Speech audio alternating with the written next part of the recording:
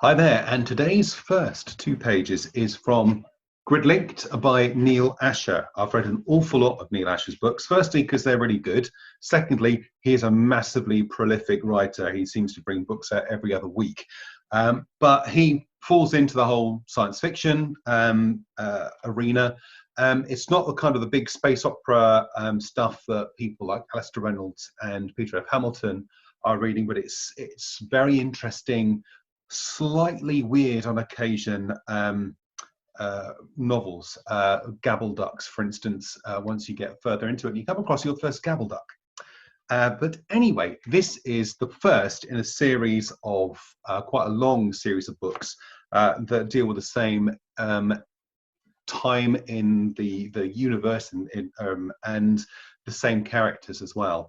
Some really cool ones, and they're nice and flawed. They're what you'd expect from good future science fiction. That you've got lots of tech generally being misused. It's really interesting, and I would recommend it. But without further ado, the first two pages of Gridlinked by Neal Asher. Right. A blue snow was falling on the roof of the embarkation lounge, where it melted and snaked across the glass in inky rivulets. Freeman put his coffee on the table, then slumped in the form chair. He winced at the sudden increased throbbing behind his eyes, then turned his watery gaze on the other travellers hurrying across the mosaic floor, their obedient hover luggage at heel behind them. And with thoughts like grey slugs, he tried to remember exactly what had happened last night. He distinctly remembered a half-catadapt woman undressing him in the middle of the dance floor, but beyond that, everything was a blur. A deep feeling of guilty depression settled on him, and he tried to distract himself by reading the brochure entry on his note screen. It took him 2 attempts to turn it on. The Samarkand buffers are galactic upside, which means the more energy comes in than is taken out. This is why the way station Runcible is here rather than on Minostra. Minostra is only capable of supporting a Runcible for local transport, that is under 100 light years. There, the heat pollution of a galactic Runcible would have caused an ecological disaster, whereas on Samarkand, the energy as heat is used as the impetus.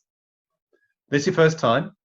Freeman glanced across at the apprehensive individual who took a seat next to him. A typical well-hugger trying to look like a member of the Runcible culture, he thought. The vogue slick pants and corsair shirt told him all he needed to know. The sensic augmentation behind the man's left ear told him things he didn't want to know.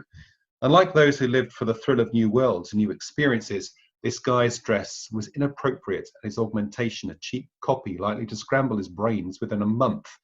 But then, who was Freeman to judge? He managed to scramble his brains without mechanical aid.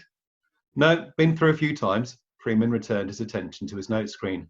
Right at that moment, he did not feel in a conversational mood. Vaguely, he recalled sweaty nakedness and wondered if he had screwed her on that dance floor. Oh, shit.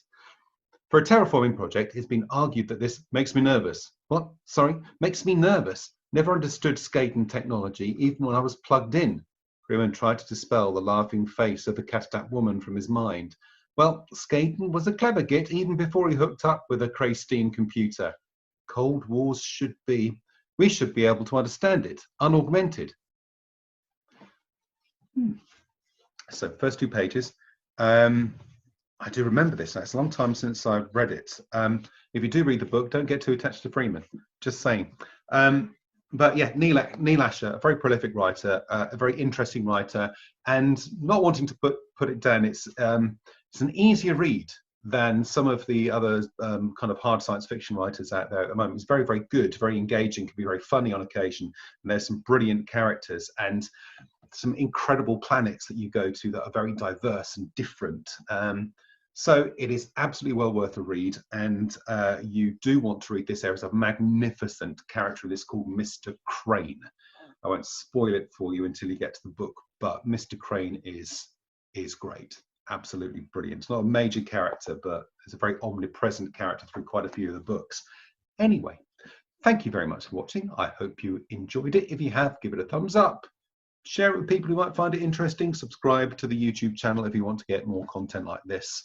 And as always, stay safe, keep well, and I'll catch you next time. Bye-bye for now.